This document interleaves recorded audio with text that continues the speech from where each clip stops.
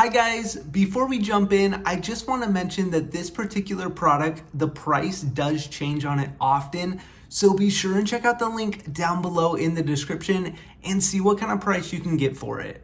All right, let's jump in. Today's video, we're taking a look at this Bonsen paper shredder. Now, this is the paper shredder right here, and in today's video, we're gonna talk a little bit about what you can expect when you get it. Now, the first thing I noticed about this paper shredder is it's definitely a professional grade paper shredder. It has a lot of different features built in, and it can shred CDs, credit cards, and even multiple documents at the same time. Now, a few features that this paper shredder offers is it does have this window here so you can gauge how high the actual shredded documents are getting and when it's time to empty it. And one great feature is this is actually also a handle. You can go ahead and just pull this out, and this is how you empty your paper shredder. Now, the paper shredder itself is actually really nice and quiet, and I'll show you what a demonstration looks like.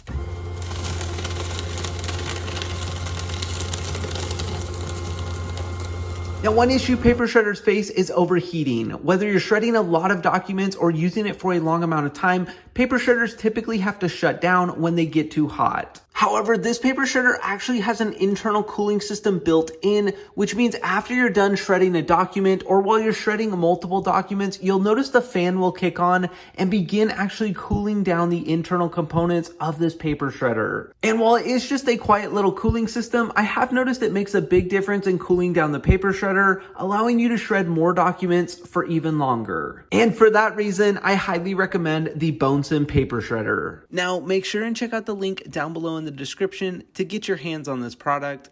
Thank you so much for watching and have a great day.